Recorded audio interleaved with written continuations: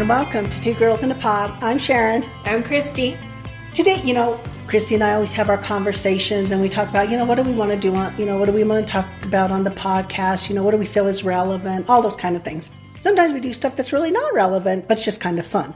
But today we're actually talking about relationships in the time of technology, because it's become such a different way of doing relationships than I know I'm used to. Mm-hmm. And I'm sure you were used to too, to some degree. Definitely. Just like everything else, relationships have gone mobile.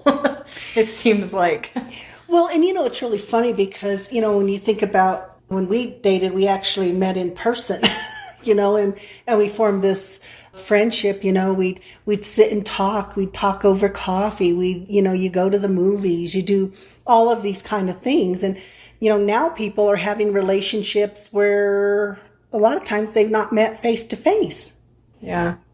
A lot of times it's communication through the phone or, I think that some of the earliest stuff that you see talk about online Match.com and all those kinds of things that people met online. I think that was the beginning of it. And it's just expanded, it seems, from there. And, I'm going to say it even goes back before that because, back before we had all of this technology, I remember the Denver Post. They used to have a section at the back of the page where it was you could meet up with people. It was like their dating app. Personal ads. It was personal ads in the newspaper, and you sat there and you said, circle, this one looks pretty good, or I don't know about this one, But so that was the start. So it's not that people weren't meeting people through some kind of distance or media. Yeah. You just didn't get to see a picture of them, and you didn't, you kind of had to, there was a phone number or whatever, and, you kind of did it that way.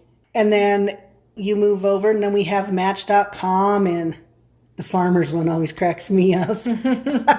Farmers only or something like that. So there's a day, that's the thing for everybody. And now it's Tinder. I hear a lot about Tinder. Never used Tinder, but boy, I hear a lot about Tinder. From my clients and stuff, and just what that is, and you sit there and you look at this profile, you read a few words about somebody, and then you go out on a date, and then it's like, oh wow, something's not clicking here. Yeah. And is it that we put down what we think other people want to hear about us in order to get the date and hope they like us when they get there? Or I don't know. It's because that's kind of a little bit foreign to me as far as that. We've been together way too long.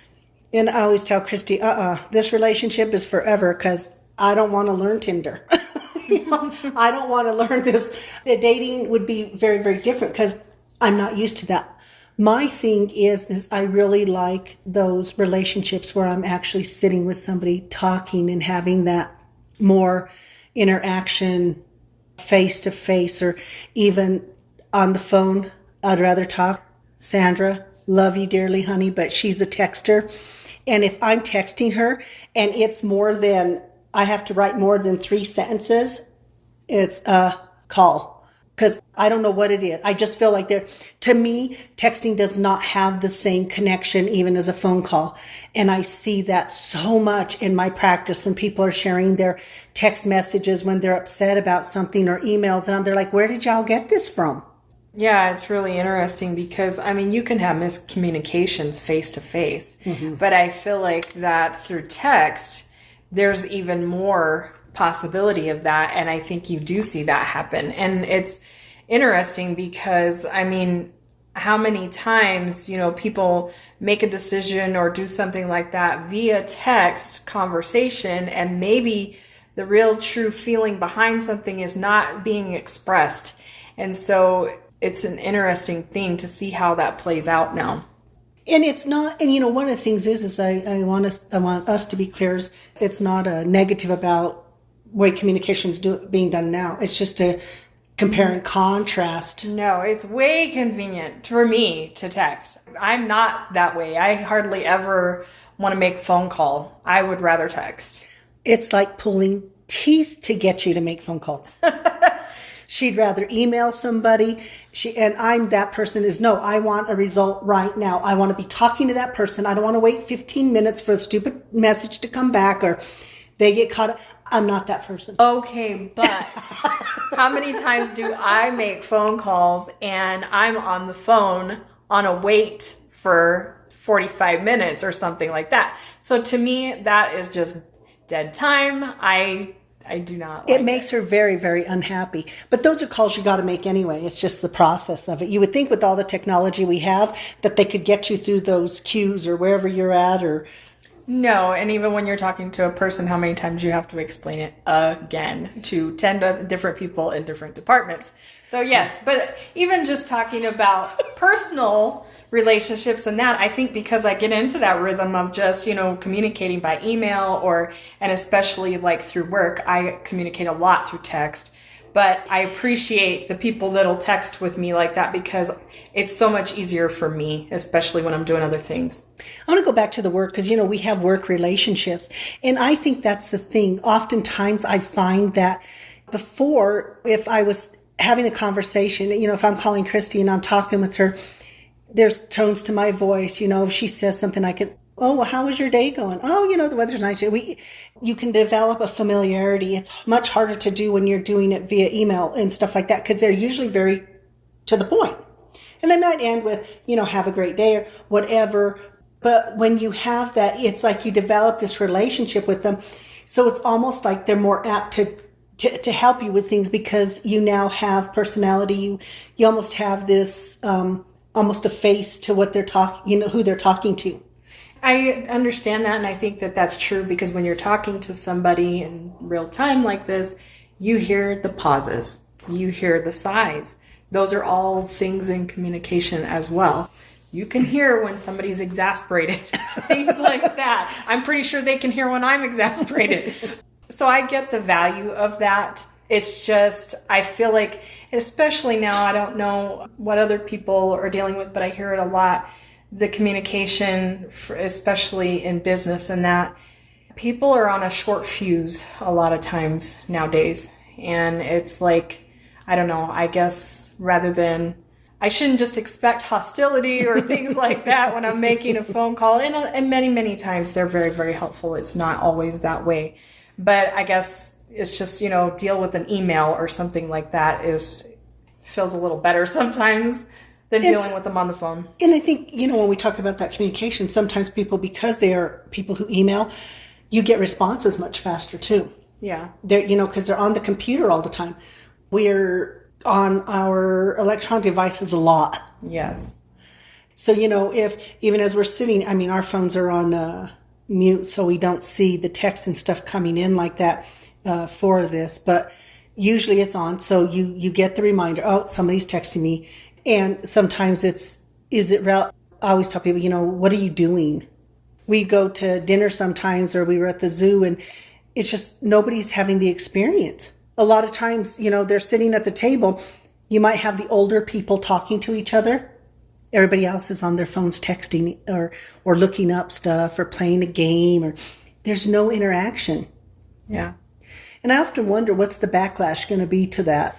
I know we do it even in our home. Sometimes, say we get paused in something that we're doing, and everybody in the room will be sitting there on their phones for a good, 5 minutes or whatever, and then we go back to whatever we were doing, which, I am grateful that we take the time to put those phones down and actually have conversations and things like that. And I don't know how often that's happening in homes anymore. Hopefully it still is, because it is valuable time. Well, and what I hear a lot in my sessions is people will be there like, well, she doesn't talk to me. She's on her Facebook. He's on his game, all this and that. And I'm there like, well, then fine, schedule time. What do you mean? You use your calendar for everything else. I tell them, schedule conversation time. Yeah. Because then there's a disconnect, it might be on what's going on in, with the kids or what's going on with finances. It can be any of those kind of things that are going on. But there's a real disconnect in people. I'm hearing this in my sessions quite often about that communication. Mm-hmm. And then how do we communicate via, electronics? Because when I say that, I'm not kidding when people are there and they're arguing with their spouse or their kids and it's via text and they just look at this, read what they said. And I'm there thinking, whoa, I don't know what you're seeing. And then I have to break it down for them. I said, because you have an emotion attached to the message, you already see the message as a negative. I said, I don't have any emotion attached to it, so I can actually read what is being said. We do that all the time, even on social media. You're scrolling something and you see somebody post something. And a lot of times people will sit there and think, well, is that person talking about me? And you're not even really it's not even that kind of a relationship. You're just scrolling Facebook and you get offended by something somebody posted that maybe has nothing to do with you. Or it can be the complete opposite. It's something really, oh, they're talking about me. Yeah. Oh, that's totally meant for me. Yeah. And I think that's the thing. It's how are we going to learn to have more effective communication with our electronics? Yeah. We were talking about that this morning because I tell you, Christy, whatever y'all call it, whether it's FaceTime, Messenger, just face to face, and you did that last week. With my mom, yeah, because she lives out of state. And so I have only talked to her over the phone, and finally did a video call with her, and it just really felt like it improved her mood and things like that. And so I totally see the value in being able to do that. It's so neat to be able to connect on that level where you couldn't do that before. Yeah, and then you're still having that face-to-face. They can see you. It almost makes it feel like they're in the room with you. Absolutely. And I think especially during the whole last 2 years with the pandemic and things like that, it was a way for people to stay connected and really more effectively than just talking over the phone. I mean, it's good to hear someone's voice, but to see the face and expression and everything, it has a different feel. Well, and I think, when you bring up the past 2 years with the pandemic and, when, 2020 and people being at home more together, they didn't know what to do with each other. So it was really this weird thing. So some of the ones that we know, family, friends, clients, for some it was, oh my gosh, I got to know my kids or whatever. We did family time. We played board games. We did all these things. And some of the other people, it was like, I don't want to talk to them. It was like this separation. Yeah. They didn't know how to have that communication. Yeah, because it's my understanding there was some increase in domestic violence during there was, and in child abuse and just different kind of things like that. And I think it's that, first off, it's just been such a weird dynamic anyway, with everything going on. And I think that's why electronics, once again, it's not about a negative of them. It's just how are we going to grow with them? How to use them effectively. Yes. And how to, kind of like you, do a face-to-face with your mom. That brings you closer together. And there is that perception. If I can see you, therefore somehow that makes it different. It's like, once again, you're in the room with me. It does. This is the first generation, this generation being born they're born into an age of electronics. They are truly the first electronic group in that's what they're going to know. They're going to know electronics from the time they're born. And you see it. Little kids now, they know how to navigate phones. Our goddaughter taking selfies. And she's turning what? She won't turn 2 until February. And she's already learned how to take selfies. Things like that. They're just learning because it's so much. They see us do it, though. Yes. They're totally mimicking what they see. And it amazes me a lot of times when we're walking through the store how small some of the babies are they're holding a phone in the cart and just like scrolling. Yeah. It's interesting to see. And I know that's a good way for a parent if a kid's going to throw a tantrum. Oh God, I can't deal with this now. I've got 100 things to do. Here's the phone. Here, watch a movie. Watch this. Watch a cartoon. Yeah. I get it. Yeah. Because people are on time constraints, all those kind of things. So I think it has become also a convenience for us. Absolutely. I remember my niece coming to stay with us, and she was only like 2 years old. And I remember having to take, a 3-hour trip from the airport to home and having to keep her entertained for that time, because if she wasn't watching Dora the Explorer, she was crying. So I get it. And then how many times did we have to watch Finding Nemo? Finding Nemo. A lot. I introduced her to Finding Nemo, but I was tired of Dora, so... But it's so cute because what was her thing when she's watching Finding Nemo? She's little. And the first scene, and what does she tell? She looks at us and says, Oh, when they're looking for the mom, where's Coral? and we didn't want to tell her. She had to go away for a little while. We're not going to traumatize the child and give him back to the parent, Yeah. With what happens there. But it really is it is that thing. And I mean, I appreciate that and understand this. I appreciate technology. Christy and I, we constantly keep up on technology, things like that. Does Christy get frustrated with me sometimes because she says I'm too click happy? Often. Yes. Just because you run out of patience doesn't mean it's going to do it any faster for you. I think I'm doing the right thing. But she just watches me but in my defense too, I'm one who I have to do it. Just move over. Let me do this real quick. Isn't that true? Yes, I have a hands-on approach with that. I can't teach you that way. I got to do it. And I'm thinking, well, I can't learn unless I'm doing hands-on. So it's a problem. We've made it work, though. Yeah. We learn how to navigate those things through our communication. Mm-hmm. But, we do. So when we're looking at relationships, I know a lot of parents, they get very frustrated. They feel like their kids aren't talking to them and stuff. But they're talking to their friends on all the different kinds of social medias, and they're frustrated. And then so the child's upset when the parent gets one of those social medias to find out what the child's doing because they don't know. So they're trying to figure out, okay, well, what is my kid like? I don't know what my kid likes, and my kid's not talking to me. Oftentimes the parent's not talking to the kid too, so it goes back and forth. But so, oh, Mom, get off my stuff. Stop looking at my stuff. And I try to explain to kids, too, when I'm working with them, that when a parent does that, sometimes it's not about them being intrusive. With our social medias and stuff like that, there's also predators out there. And that's really hard for some kids to understand. Well, they won't do that to me. They don't understand that it's really hard to explain it to them because they don't think that way. So even though social media has all these positives, there's also the negative piece of it when we don't know. And it doesn't even have to be kids. We constantly hear of adults who get sucked into, oh, this was really a good guy, and well, he's not such a good guy, or... Yeah, how many times people are easily scammed on there for different things. Exactly.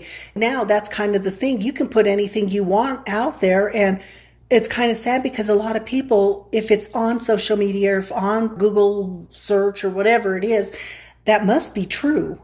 And we were talking about that when the twins were here, and the older twin was looking at social media and at YouTube, and she was learning about the Illuminati from YouTube, and she's talking about stuff, and I'm there like, honey, that's not accurate. Where did you learn that? She goes on YouTube, so therefore it's right. And I says, no, that's not. It was somebody giving their opinion or idea of something, but it wasn't really a factual thing. And I think that's really hard because how do we help them to understand what is true history, data, whatever, versus what is somebody's opinion? Yeah. Because they put it out there like it's their opinion. Yeah, like what's just theory, those kinds of things. But helping them understand too that, especially with parents doing it, it's to keep them safe.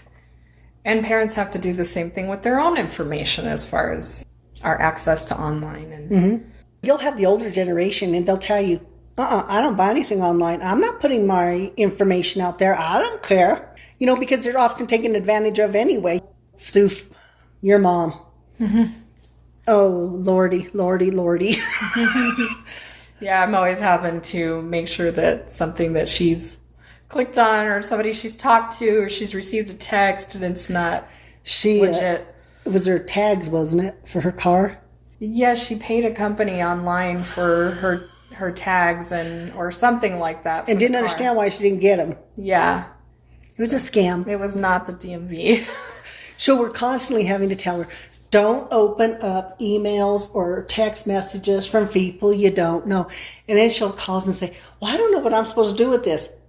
Nothing. Stop opening those things.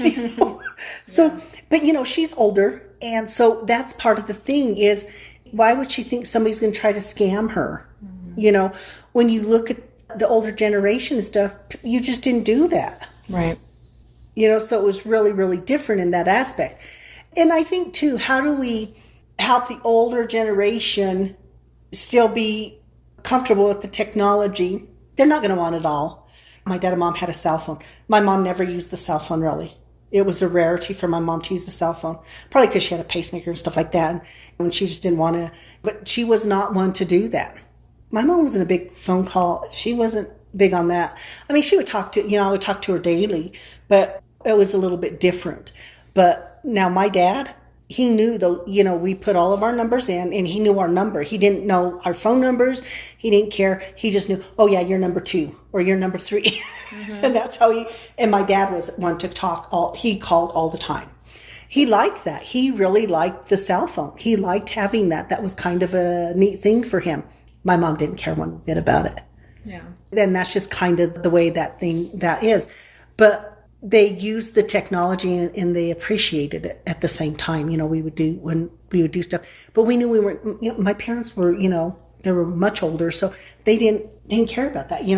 They were alive when all these things were happening. And we talked about that too, even with their lives, your dad and my parents, all the stuff that they seen, that was technology. Yeah. And I always am reading articles and stuff about future things that they're coming up with now, just, some of the new technology and stuff. And I find it fascinating, and I get really excited about some of the stuff that they have coming out and how much more sustainably they're doing it and all that. So there's definitely, I see the value of the technology and how much we've advanced and all of those things.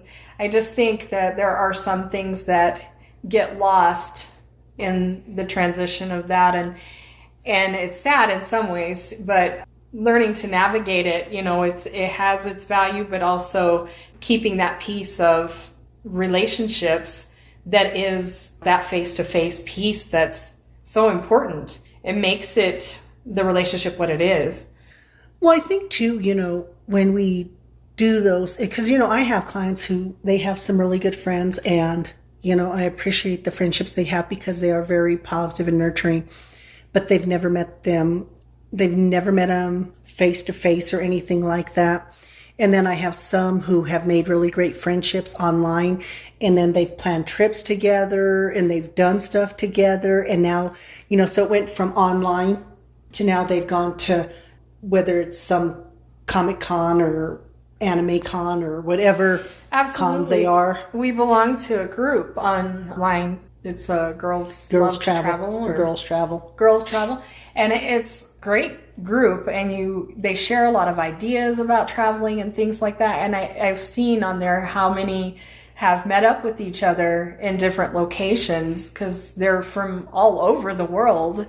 And, I see that friendships are being made that way, and they're making memories, and it's great. One of the things I thought was interesting, I think it was when we went to Europe, and we posted quite a few pictures of Europe and stuff. And I don't remember, I think it was somebody on your side of your friends or family, and they said it was so cool because it was like they were on vacation with us. Yeah. And I thought that was so cool because we can share those experiences. And in sharing those experiences with people that we have relationships with, we can take them to other places. That's why we love Girls Travel, because they post pictures. We're also View from Our Window. That's a group that we're part of. And it's so neat to be able to see those other places. Yeah. And to share ideas and things like that, even when these people are traveling to different areas, and they can put on the group, hey, what's a must-see here and what places to stay and things like that. And it's amazing.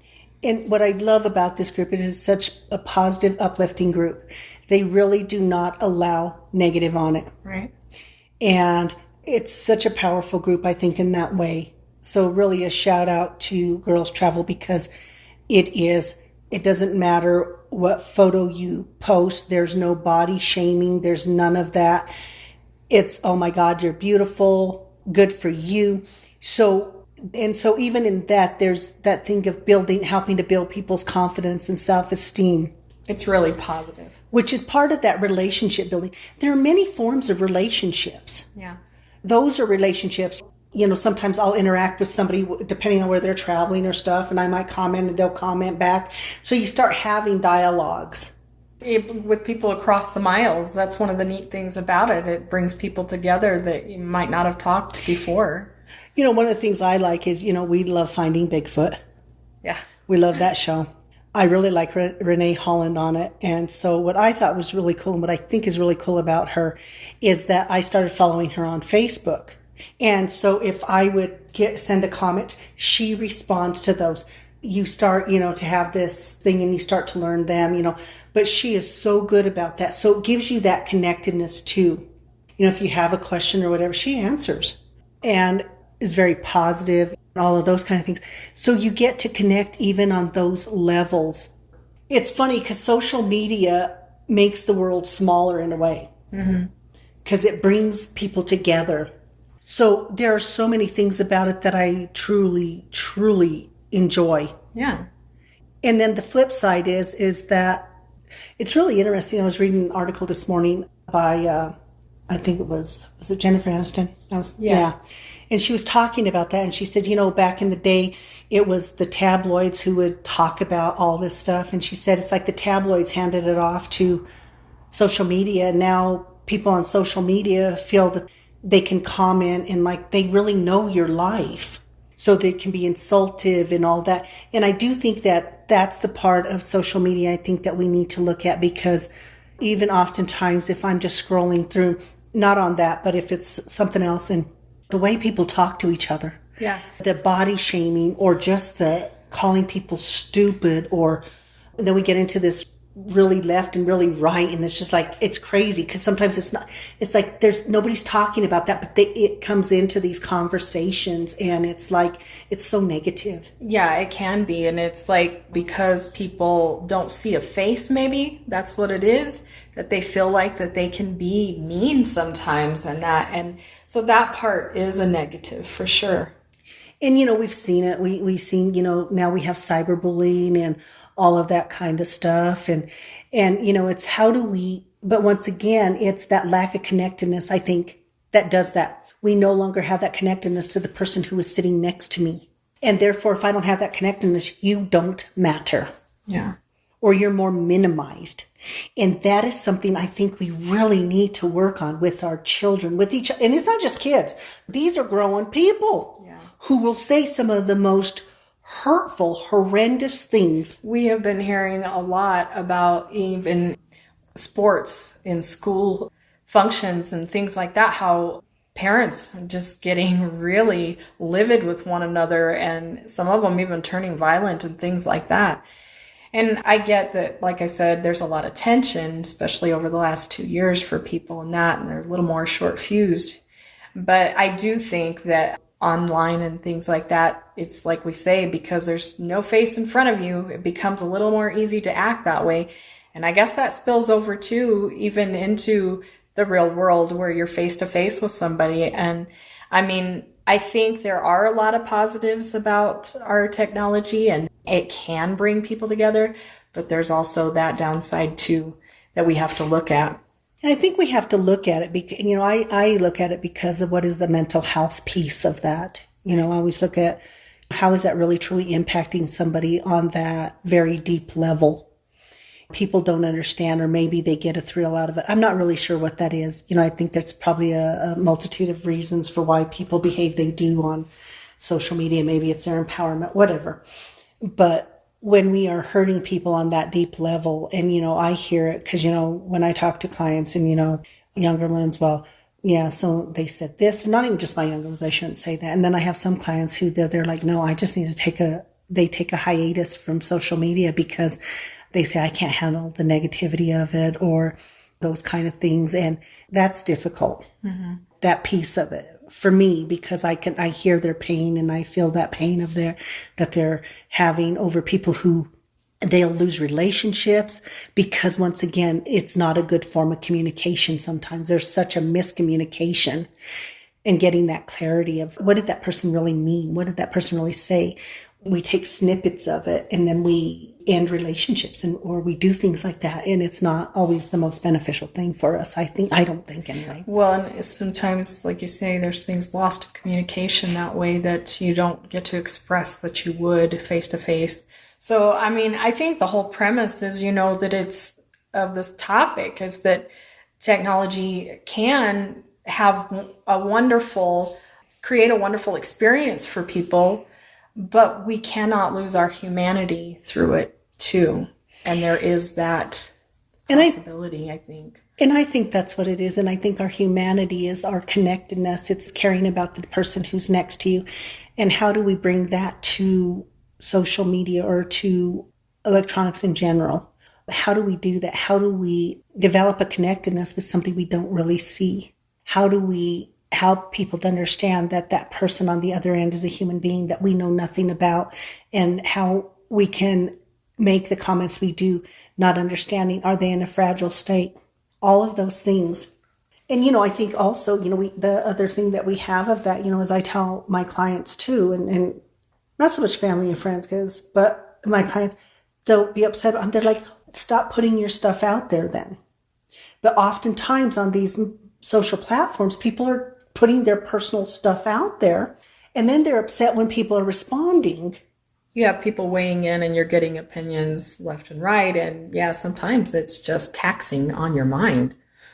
I do a policy, or my thing is I don't post negative stuff on any of my social stuff. I don't do it. I don't want to. And I don't do negative comments either. I don't want to be a participant of that. I don't want to practice something. I don't want to do something that I don't practice. I practice this. This is something that's very important to me on a personal level. And I know for you is being kind to others. Yeah, I'm always trying to post positive quotes or we post technology things. Technology things. Such nerds. Yeah. I think that's the thing is when, if you're one of those people and you see that stuff and you have that thing to post something negative, why does it become so important? Why does somebody's political beliefs or religious beliefs or sports, the team they choose, or it can be anything.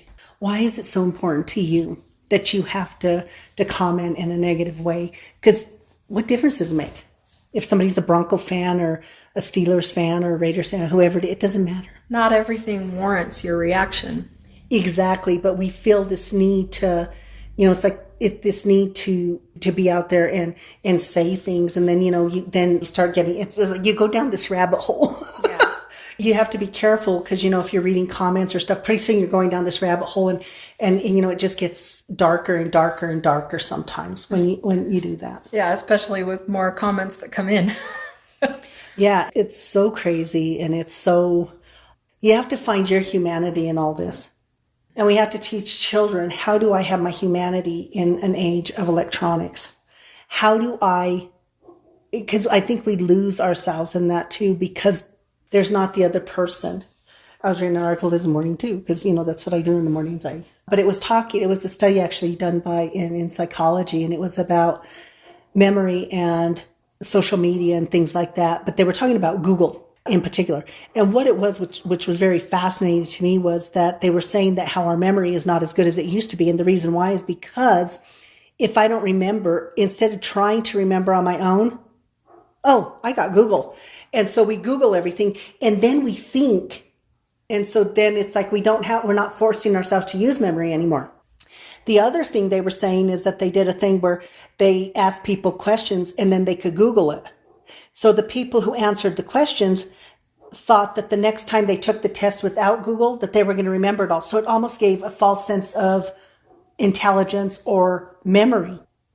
And so that was kind of a fascinating thing because, I talk to people about memory, and all that anyway, but that was kind of fascinating.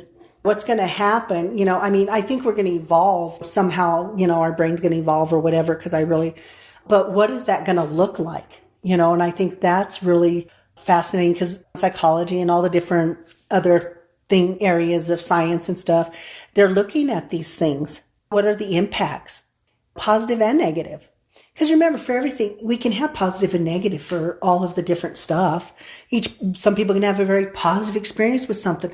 And then we have this group over here who has a negative experience with it. And so once again, we're not sitting here saying that social media and all of these things are a negative. And that was the other thing that Jennifer Aniston was saying, which I thought was interesting. She said, Hollywood is so different than it used to be. She said, now people are getting picked and all that based on whether it's TikTok or whether it's some platform they're on. And it's not really about their talent. It's about how many followers they can have. Yeah. One of my clients and I were talking about that. And I don't know if it was whatever. We don't do any of American Idol, America's Got Talent. I don't know which one he was talking about. But he was saying that he feels like now it's like they're looking at what the person looks like, not their talent level. Even though it's a talent show, that we're not voting on people based on their talent, but it's based on something else. Is what they're wearing tight, or is what they're wearing, the guy have his shirt open, those kind of things.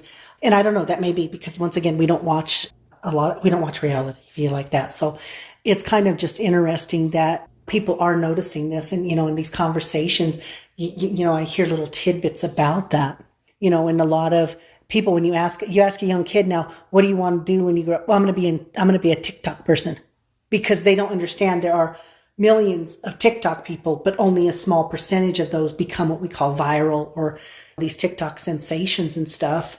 Podcasting, this is a platform. This is what we're doing. We're doing it. And, I told Christy it's really interesting because we get an analysis. And I said, we're in Canada, Germany, Kenya, New Zealand, or is it Australia? The Netherlands. In my head, I'm thinking, oh my God, look at how the world really shrunk, that there are actually people in these countries who are listening to us here in Colorado Springs, Colorado. You know what I mean? It's kind of mind-blowing in a way. Yeah, it's really interesting to think that way. But even understanding, doing the podcast, the reality is we do the podcast because we're actually really enjoying it. Yeah, and hopefully people are listening near and far that get something out of it. Absolutely. They walk away saying, oh yeah, that was beneficial for me, or, oh my God, that made me laugh a little bit, or whatever it is. But the truth of the matter is even podcasters, there's millions of podcasters, but those that are what you would call the viral ones, small percentage. Yeah. And podcasting to me is a really interesting concept because in a way it's something totally new, but in a way it's not, because that's what I've always told you before we even started doing this. This reminds me of the old talk radio shows kind of thing, and how that used to be a big deal. Families would get together and listen to shows and stuff like that. Of course, that was prior to TV, I guess. But I've seen shows about it. But I just think it's interesting because, podcasting is like a new thing, but yet it's kind of got that old piece of it too. Mm-hmm. I think it's just different ways of reaching lots of people. That's what radio was, and then from radio we went to television, and then, you would just see people, it's just this natural progression. I think, now, you don't have to go to a concert. You can watch a concert now. You can stream it live. You can stream sporting events live. So it's like you're right there. So it's just, we're able to be in so many different places. That I like. Yeah. I really think that is such a fascinating thing. The only downside is we're eaten up with ads. And it's just like, even listening to public radio anymore, I mean, most of the time I'm not hearing music. That's what I put it on for. And I'm hearing commercials, and I can turn it to 4 different stations and all of them have a commercial at the same time. And I want y'all to know something. A commercial comes on radio, it can change her mood. I'm ready to hit the scan. Let's go to the next one. And in my head, I'm just thinking, it's 15, 30 seconds. I don't care. It used to be 15 or 30 seconds. Now we're 5 minutes in and we're still on commercials. So yeah, I mean, that's another downfall, I think, to these things.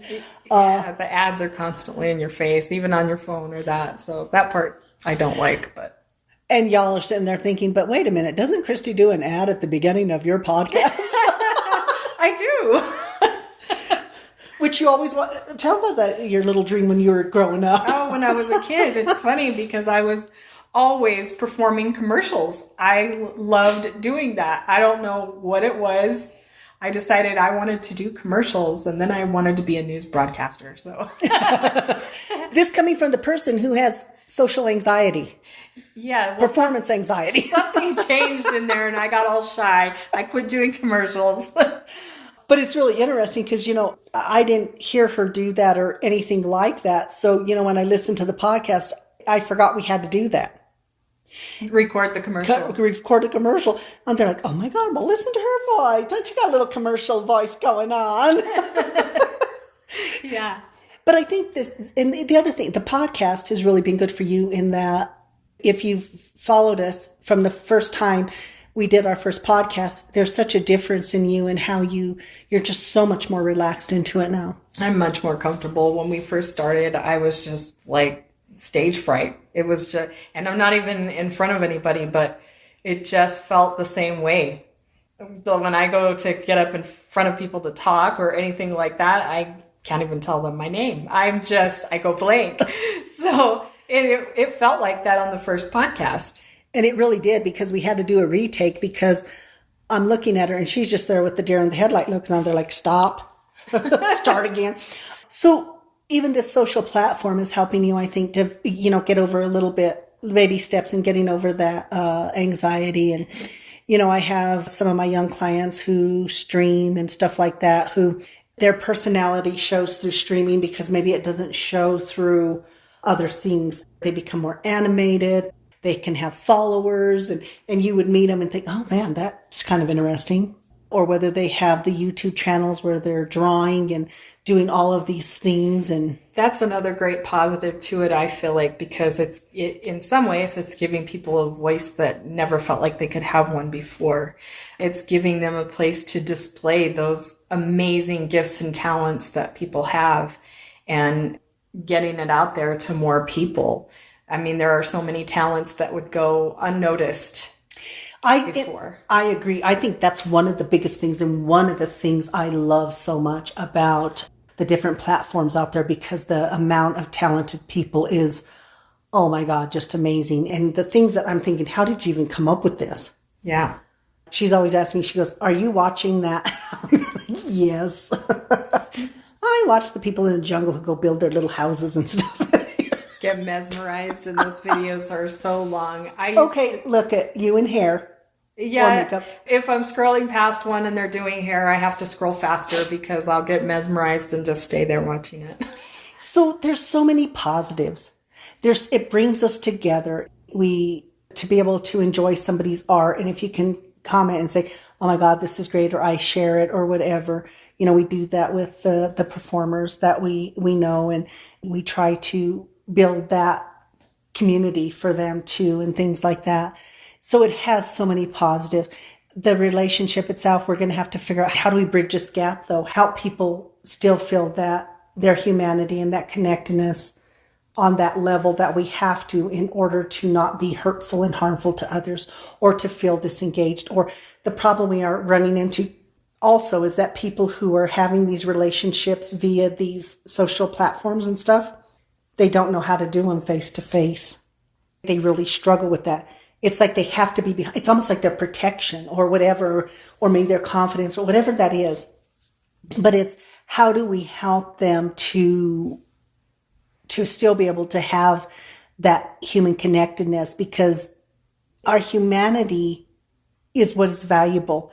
And we get that through the relationships that we have, through caring about others, through communicating ideas and thoughts and feelings.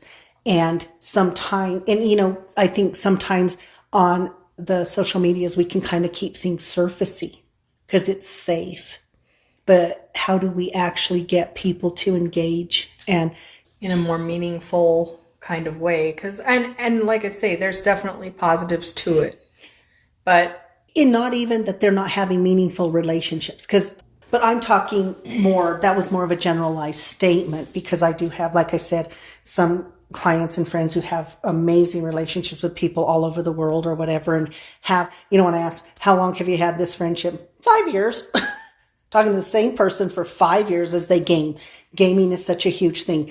they gain and make friendships. And I have a lot of them who they're friendships, or even if they have friendships and they can't see each other, especially through COVID, they formed their little gaming groups and then they were able to communicate on a daily. And that was really important too. Yeah. And they can still be totally meaningful. That is true.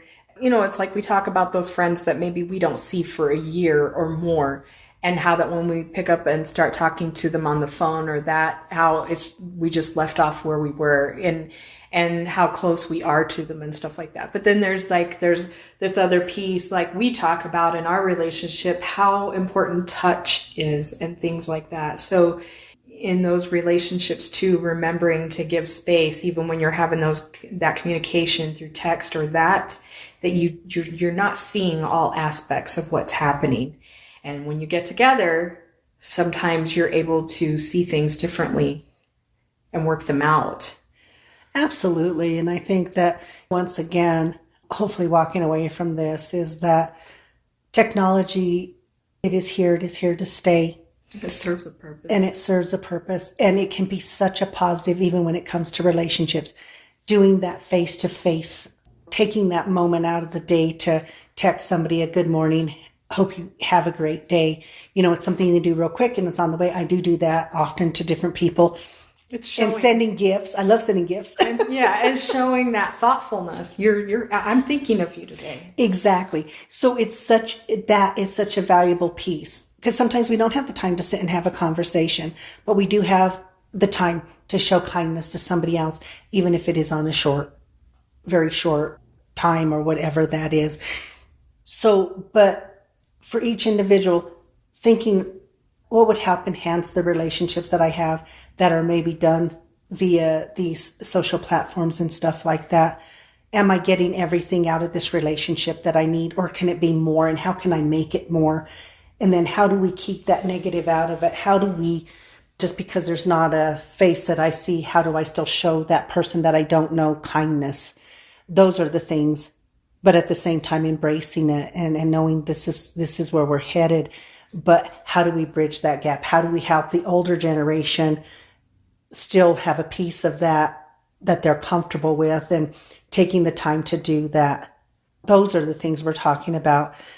Having those relationships, but learning how to make them meaningful, and learning how to take that extra step when we are having that communication via text or email or whatever.